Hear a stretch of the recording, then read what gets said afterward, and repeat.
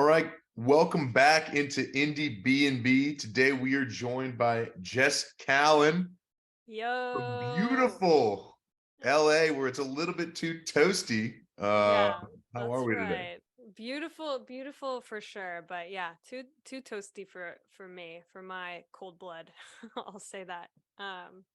Yeah, the apocalypse is no joke, like I told you earlier, Grant. But stoked to be here.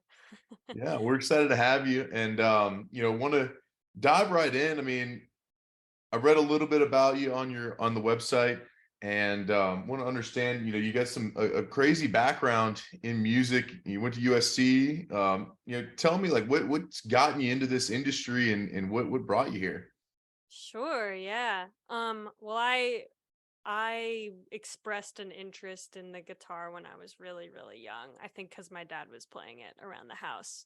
And I'm really grateful that my parents, saw it early and took it seriously, or at least indulged the hobby. Maybe didn't know it would go this far, but they yeah, got me my first little guitar when I was only like 5 or 6. And I've been playing guitar ever since then. I've just totally infatuated with the instrument. I love it. And yeah, I did end up I was raised by a lot of awesome like music programs growing up in public schools, which is a rarity these days to have Yeah. a strong music program at a public school. So I'm super grateful for that and all my mentors. And then I ended up, yeah, going to USC, playing guitar, learning expensive chords, as I like to put it. And yeah, now I'm a few years out of school and strumming, writing silly songs, teaching. Yeah, and I just put out a record, and yeah, this shit rules. It's great. I love it. I love it. So you get out of USC. I read that you'd been in touring group for a couple of different bands. You've supported a couple different people. Are some of those people that did they help you shape the music you made? For this Exotherm album that we've been graced with here in 2023. Yeah, absolutely. I mean, I I think most artists will say that they're really influenced by their friends and who their collaborators. Yeah, and I've played guitar with some really amazing artists. A big influence I can think of is my good pal Rosie Tucker. I play guitar for them, and on many tours and on some of their third LP. And yeah, they are just a sage of their craft. I don't know, and just a great buddy. And they were also my intro to Wolfie, who is the producer on the record. Wolfie is also part of the Rosie Tucker kind of circle as well. So super grateful for that. Um, and yeah, I guess that's why my music probably large part is very queer. All right, Jess freshly relocated to a cooler part of her home, as we mentioned earlier, hot in California, Yeah, heating up the computer. So, um, I'm trying it again from my yeah. dungeon. But I was mentioning, you get out of college and you begin to kind of join the workforce in the music industry, and you mentioned some great friends. So kind of expand on that a little bit more of the people you've played with, and what's been shaping this new album coming up with Exotherm. Yeah, I mean, LA is amazing because it's full of, I mean, amazing music and amazing community around it, and amazing like queer community, and that's kind of where I found myself ending up after college. And I really found myself like kind of in the nexus of it, playing like a lot of really like gay rock and roll with my friend Rosie Tucker, my friend Alex Leahy, just really awesome guitar driven, you could say, raucous gay music. And it continues to inspire me, continues to be like huge influences on me, the queer community that I'm immersed in, and the music that is part of that.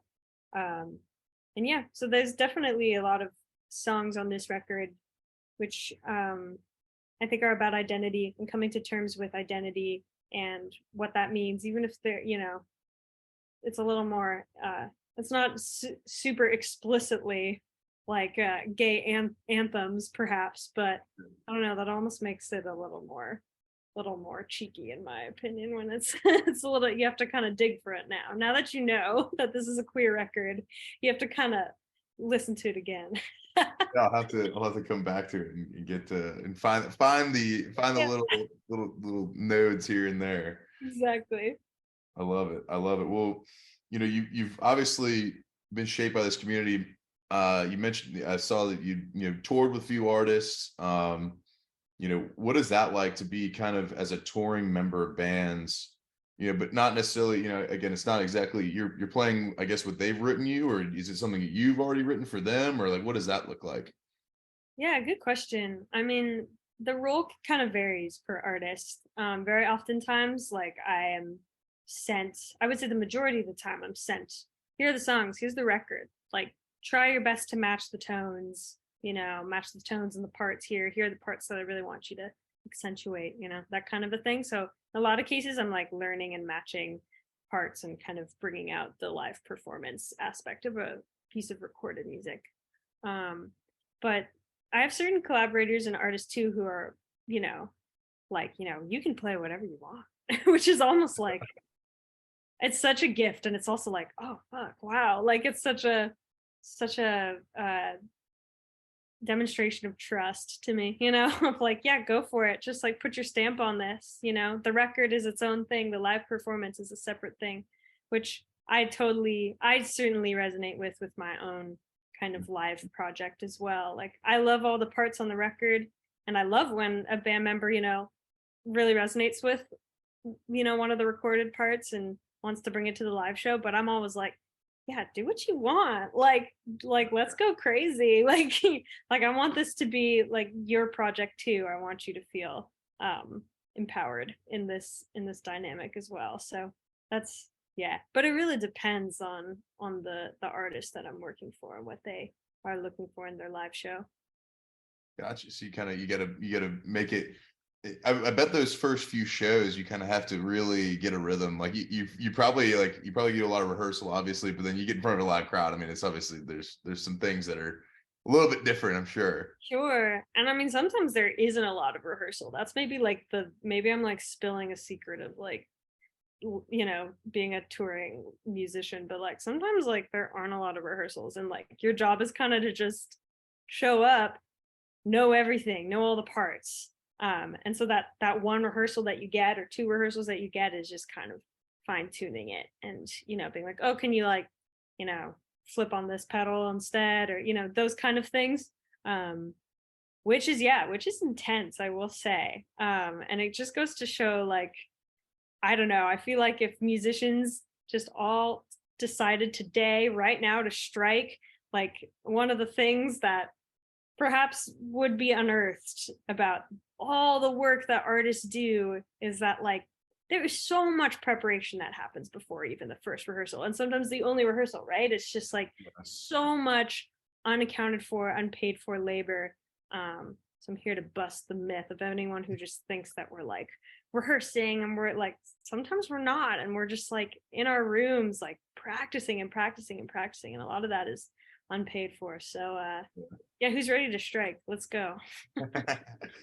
Yeah. Well, hopefully, as the people in the crowd, we don't want you to strike. I Yeah, now I now fair. think that I think I have a new appreciation for whenever a band maybe or somebody doesn't play like a song that maybe is off of a record that kind of off the beaten path a little bit. Like now I get it. It's like, well, if you didn't get it before the whole entire like tour, it's like I don't know the song, dude. Like I can't like Yeah. there's no Yeah, there's no sometimes it does feel that way, doesn't it? Especially, yeah, yes, when it's newer. And I will say there is something to be said for like the first show or the first couple shows of a tour. Always like it feels like you're getting your sea legs a little bit, and then there's a really awesome point of touring where it's like the fifth show or the seventh show or something where everyone's really gelling, and all of a sudden you're not trying to remember all the parts, the parts, and now you're just like having a great time. And it's so tour tight, it's that like thing that you only get if you're like playing the same show every night for like days and days and days. It's a beautiful thing. It's a beautiful feeling. I love it. Well, let's dive into your music. I mean, I want to, kind of the song that jumped out to me on Exotherm. I heard it this morning when I was on my car ride in. The knife, it kind of stuck out to me. So kind of take me from soup to bones, with that song, like how you came up with it. Did we go lyrics first? Did we just start shredding on the guitar one day and we're like, all right, let's go. This is it, or how'd it Oh, come to be? yeah. Yeah, totally. Yeah. Let me take you back in my mental time machine. I think I was a senior in college when I wrote this song. So it's one of the oldest songs on the record, if not like the oldest song on this record, for me. Um and um I think what came to me first was the feel of the song. The song's in 6/8, which is it's a little weird. We normally write songs in 4. 6/8's like, slightly weirder version of just a song that's in 4. So that was kind of what I felt first, was this 6/8 feel. 1, 2, 3, 4, 5, 6. And that's where this song started. Um and it has kind of a trudging feel, this kind of feel, and the tempo, that 6/8 feel. And it kind of brought me to like the topic of the song, which is like getting over a relationship that fell apart.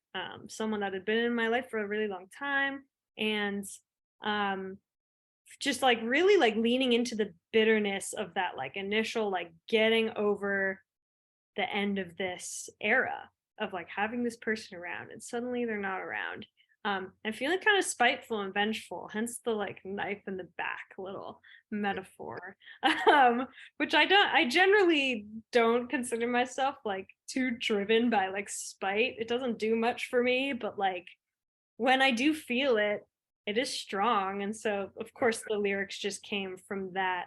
um and yeah, a lot of the lyrics like reference, places that you know, the place where I've only ever lived in California. Um, both in San Francisco and then now in Los Angeles. Um, so I'm used to like this like mountain ranges on the east and like the ocean on the west. Like I've always had that. And it felt like this really um like I guess evocative kind of metaphor for how I was feeling, right? Kind of stuck between these two really big stages of life, right? Like one thing that felt secure and one thing that felt really unknown. And that was the future, right? Yeah. So that's kind of like the big metaphors of the song. And I had a lot of fun like recording overdubs on it, I will say. Like in the there was about 2 days in the studio with my friends Jeff Frantum and Maddie Votes, bass player and drummer, where we tracked all the kind of like the trio parts, bass, drums, main guitar, and then a lot of the other stuff I just did overdubs at home. And this was a really fun one for me to just layer guitars and guitars and guitars. My good friend and producer Wolfie did the same, layering guitars and guitars and guitars. Yeah, and so there's a lot of little sprinkles of the song that I feel really proud of that were just so fun to record. And yeah, even though this time in my life was far away, it I can look back on it and feel pretty proud of that song. Yeah. Yeah, it's a little time machine, little kind of evoke how you were feeling back then. I mean, I Totally. love it. You said you mentioned like you wrote the lyrics a little bit out of spite, like the knife in the back part. Like, what did you remember? Was there something specific that you felt like, oh, this was the reason why I put that one in there, or like, was there an event that Mm, triggered that, or if you want to share, if you don't. yeah, sure. I can share, I guess. And I truly wish this person like, oh, the best in the world. And I don't hold any spite against them now. So if they, for some reason, are stumbling through the internet and find this, like, Yeah. just know, like, we're so beyond, like, we are so cool, my friend, like, we are so good. Um, but I think at the time I felt pretty there was like we were hanging out at one point, and then and it seemed like we were having a chill, like maybe like kind of small talky type of hangout Sure. thing where we were reconnecting. Um, and then it was something must have happened, and that's what's still pretty unclear to me. I don't know if I said something, if this was something they were holding on to, but at some point while we were hanging out, like a flip switched, and they just kind of like were upfront with me and said, actually, like, don't think I can have you in my life. And I was like, what? I felt total like whiplash, and it made me so mad. It made me so mad at the time. I was like so confused. I was like, wait, why did we just like go through all this like small talk and like hang out for the past few hours, and when you just wanted to tell me that you didn't want me in your life anymore, it felt really, it almost felt spiteful on their end at that time. And so Yeah. I think that's where the spite inside of me grew, and where the it felt like a knife in the back a little bit. I Yeah. was like, what? Where did this come from? Um, and again, I don't know. I was like, how old was I? Probably like 20 or 21. So like, I don't know. We were both kids, and it was messy. And again, there's no ill will. And I think of this person often and wish them the best. And yeah, I feel like I've accessed a lot of a lot more tools in my tool belt from a lot of therapy, a lot of songwriting. So I don't hold any spite against this person anymore. I like it. Well, yeah, I always am curious because like when you hear a lyric like that, you don't know. Like there's got to be something. There's a little bit more. There's more to it than you think. Sure, I sure, of always course. like to ask, but I appreciate you Yeah. sharing that. Oh, Uh, totally. for kind of transitioning as you build a live set, you know, when you write and when you're writing songs, like do you think about that with it in mind? You mentioned you were layering guitars in, like will there be you mentioned earlier, you're like, yeah, there's a difference between, some people think there's a difference between the album version and the live version. So will that be the case with the knife, or will there be pretty similar? What's it going to sound like when we see it live? Yeah, great question. I think when you hear it live, it will probably sound pretty different because I really like playing in like a trio setting. Mhm. I love just I don't know, I like the kind of challenge of making the guitar like larger than life when it's just one guitar. Um, I look to like um the album like Emotions and Math by Margaret Glaspie as like a great example of like a guitar record and like kind of rock record that's just trio, and it just fucking rocks. It like speaks for itself. And so I definitely like carry that. I think when I do live shows, I love kind of a trio setup. Um so when you hear it live, you'll probably just hear me stepping on a lot of pedals to maybe yeah, get kind of a larger than life sound, or you might hear me going in stereo, like into 2 amps. So you'll hear kind of a bigger sound out of just one guitar. Um, that being said, I have played with another guitar player, and that's always a fucking treat. I'm always like, oh yeah, this rules to have someone else like playing some Yeah. of the sprinkles. So I imagine you'll see either a trio or a quartet, two guitars, a bass, and drums. Yeah, I haven't uh convinced any of my friends to sing background vocals yet, so we'll work on that. I got to work on your sales skills. I like it. So for you, when you're going out now, like we got the album out, is there a plan to tour, or like what's the short term for Jess Kallen? Yeah, totally. I'm hoping to do a little bit of touring this fall, in some capacity. And in the meantime, I'm in Los Angeles now. And yeah, might be touring with some other artists too. Cause yeah, being a guitar player is, like I said, kind of my first love. Um, and I love doing that too. So um those are on the horizon. And also I'm working on a new batch of songs already. I say already, but like I recorded Exotherm back in 2021. So I'm like emotionally like this album is so in the rear view for me, even though Yeah. I'm really excited that it's finally out and I can like kind of talk about it with people. But emotionally my gut is like let's sing a new damn song, please. So I'm stoked to start recording that. Actually, in a couple weeks, we're gonna dive into recording a new batch of tunes. So I'm stoked on that. Gotcha. Well, how do you balance, right now, like how do you balance between going, obviously doing your touring, your touring gigs, but also, writing as well? Is it something that you do on the road a lot? Like, is it something that you can take mobile? Yeah, great question. I think some people really can. And I feel like a pretty touch and go writer. I will have like very prolific, manic like periods of time where like there'll be 2 weeks where I'm just like, I'm finishing 4 songs, like I'm amazing, just like going for it. But then I'll have, like 3 months or something, 4 months where I just like don't write a single thing. Mm. Um, and that's okay. I used to think there was something kind of existentially wrong about that, but I think that's just the rhythm of like where I'm at right now. So sometimes the songs come to me when I'm on tour and on the road. There's one song on this record called Running Shoes that I wrote on the road. That's kind of about being on the road, honestly. So yeah, they do sometimes come on the road, but it's a little bit random. It kind of feels like I'm a butterfly catcher with a big goofy net. Just like every time I see a bug, I'm like, oh, there it is. I gotta get it. Yeah, we've talked to a fair amount of people, and I think like every time we ask that kind of like, hey, how do you write? What does it look like? Question, like there's some people who are boom, we are X, Y, and Z, and it is this way, and that is the only way we're doing it.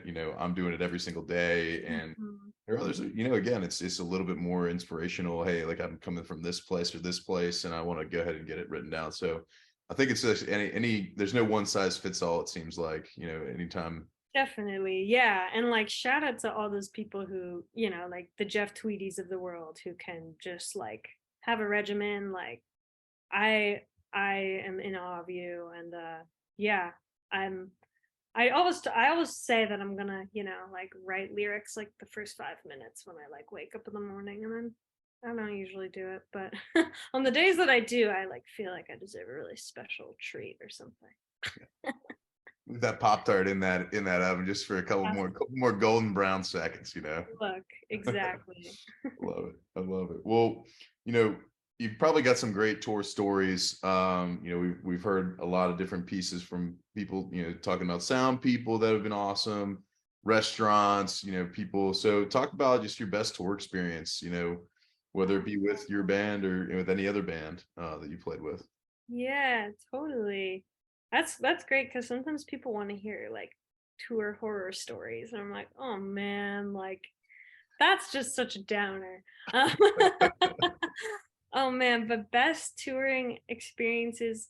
I mean, I think back to like, like certain live shows that felt really just locked in, and like the audience was giving as much as we were giving. And I usually feel that in honestly like in places that are not like the big three cities that aren't New York or Los Angeles or Chicago or Atlanta. It's usually in like Davenport, Iowa or something.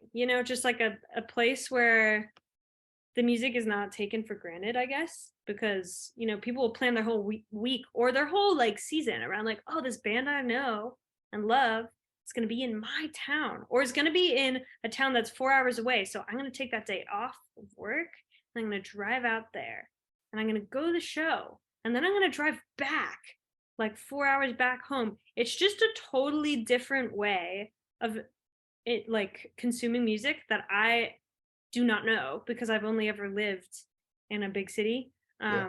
essentially. So that feels really special. And I feel in that moment how vital the music is because I don't always feel like it's vital here in LA. Because I'm in my own little bubble where I could see like 5 shows in one night if I wanted to. And then I don't. And then I also like go to a show and I'm one of those guys with their arms crossed, just like whatever. But in Davenport, Iowa, for example, like people will plan their whole this will be like a highlight of their year, right? To Sure. see a little like indie rock band like play a 45-minute set. And that feels really vital and special. So I can think of that as being a really meaningful tour experience, those shows. And then also just like the personnel of tours, the people that you're around are just what makes tour either like horrible. But luckily, I've never really had a horrible tour. I've only ever had like really like wonderful experiences where we're still friends at the end, which is Yeah. awesome. And just yeah, being goofy in the van. Going to Bucky's in Texas and looking at that funny beaver guy and I don't know, eating a lot of snacks and listening to weird mixtapes. I mean, that's most of tour. I don't think people necessarily realize it's like a lot of like boring times in the van, but if you're with the right people, it's just really dreamy and blissful. It can be really, really special. Yeah. I mean, I love what you said about like music where it's not taken for granted. Like, I think, I live in Atlanta and like I do this, I'm the same. Like I'm like, I see people come through and I'm like, yeah, they'll be back here in a year. They'll be back in a little Oh, bit. And like, then when you go for some of them, like, LCD was here recently and like, they don't, I mean, didn't seem like I hadn't seen them be able to be back here. I think they've had a couple of shows between the time I'd seen them the first time, and I was like, man, like next time I'm there, And yeah, then like I have my totally. smaller people like Runner. He's a gentleman Oh from yeah, California. I know Noah. Yeah, so Noah came here, and then like it was on a Wednesday, and I mean he had a huge crowd, and I was like, man, I'm definitely coming back when he comes back. Like you kind of get the, you know, I didn't know him. I probably wouldn't have gone to that show had I not, interviewed him or gotten connected with him through people. But then I go to the show and I'm like, all right, now I'm a fan for life. Like I'm going, for the Yeah, next time. And I think like, you talking about the people from Davenport, like, yeah, 100%. Like that happens a lot of places. And I think that definitely. that's a cool experience to take away from tour. Very cool. Well, I think right now I want to switch it up on you. I want to hit you with the Pete Peterson party pack of questions. It'll be 20 Let's questions go. right in a row. So Okay, it'll be a so this little is just like top of the lid. I just give you like my first answer kind of a thing. 100%, Oh 100%. yeah, let's Right go. off the bat, it's going to be a this or that question, so it shouldn't be too All right. challenging. All right. Well, I struggle in the binary, but let's give it a go. Here we go. Cake or pie? Oh, pie for sure. Yes, pie. Salad or soup? Hmm. Soup. All right. Sunrise or sunset? Sunrise. All right. Would you rather hit a home run or score a touchdown? Home run. Okay. Bombs away. Let's go. Night in or night out? What are you having more of these days? Oh, so many nights in. Embarrassing amounts of nights in. Okay. When you do go out though, and your jam comes on at a party, are you more likely to do the robot or the worm? Oh, I wish I could do the worm, but I don't have core strength really, so probably the robot. All right. All right. When you go to your favorite Mexican spot in California, are you getting guac or queso? Oh, guac for sure. For All right. sure. What about for breakfast, waffles or pancakes? Hmm. Probably waffles. I grew up with a lot of Eggo waffles, so I'll say waffles. All right. Lego, their ego. Coffee or tea? Tea. I've been on my matcha game lately. Love me a matcha in the morning. All right. Dogs or cats? Oh shit. I mean, sorry to all my roommates because there's like 3 cats in this house, but I'm a dog guy through and through. I All love a right. dog. All right. Ninja or a pirate? What are you more like? Ooh, a pirate. I mean, I just think their fashion is great. Yeah. All right. I like it. Gatorade or Powerade? Probably neither, honestly, but I don't know. I'll probably have just like a topo if I'm gonna get fancy water. Fair enough. Fair enough. I like that. Toast or bagels? Oh, a bagel, but it's gotta be good. I'm a Jew, so don't fuck with me. Don't fuck around. Like it's gotta be a good fucking bagel. All right. Fair enough. Fair enough. Chips or pretzels? Chips. You gotta dip. Chips are better for dipping. I like it. I like it. Fries or tots? I mean, I wish tots were more of a thing in California because I love tots. I'm gonna have to say tots. Okay. All right. When you sit down after a long day or a long tour, Are you watching a TV show or a movie? TV show, and usually a short one. I've got a pretty bad attention span, so like Buffy the Vampire Slayer or something. Gotcha. Are aliens real? Probably, but they're probably like little, like teeny tiny cells that live inside of clouds or something. Like, I don't know. Maybe there is like a big tentacly dude out there, but I don't think we've talked to them yet. I hope we talk soon though. Sounds cool. That's a kind of a different take on it. I like that. I like that. They're small. We just haven't seen Yeah. them. I They've been think here the whole time. yeah, I think they're there, you know. All right. What about Bigfoot? Not exactly small. Hmm. I mean, I hope Bigfoot's real. I don't necessarily believe in Bigfoot, but I do love when like someone takes like an accidental Bigfoot photo of you, you know, when you're like in motion. Yeah. Like, so in that way, we're making Bigfoot. We're bringing Bigfoot to life in that way, I guess. I like it. Is love at first sight real? Yeah, I think so. I think for some people, yeah. Good. All right. This is the last question. This can be the most difficult question. Two bands or people who have influenced you that we ought to check out that we might not know that we can say, Jess sent us and we checked you out and we wanted to come on the show. Oh, great. Okay. Wow, this is so exciting. I'm gonna have to say, my good friend Adrian's project called Night Jars. Excellent fucking songsmith. He's a gem of a dude. Check out Night Jars. And also check out The Gasp. They played at my release show.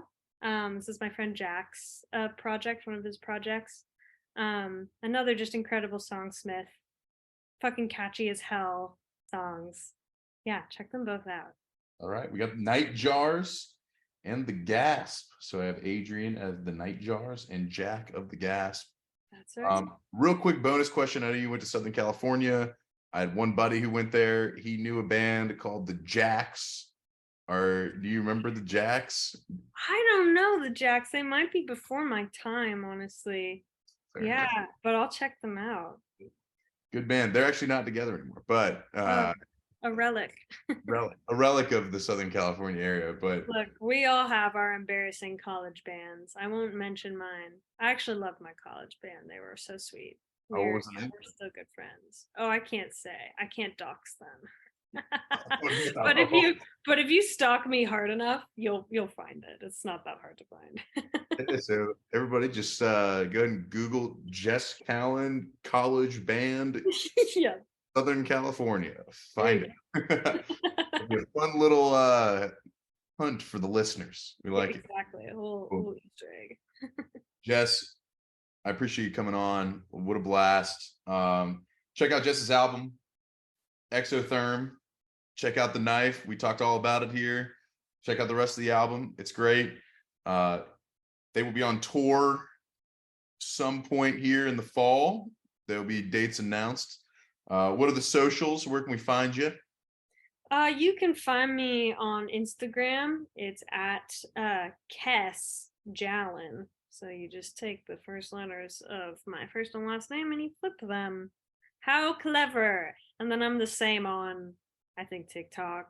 I'm also, on all the streaming things. I have a YouTube channel with a couple music videos that I'm proud of. All right. Yeah. See me in any of those places. All right. Well, click around. But Jess, thank you so much for coming on. We appreciate it. Yeah, thank you, Grant. This was a blast.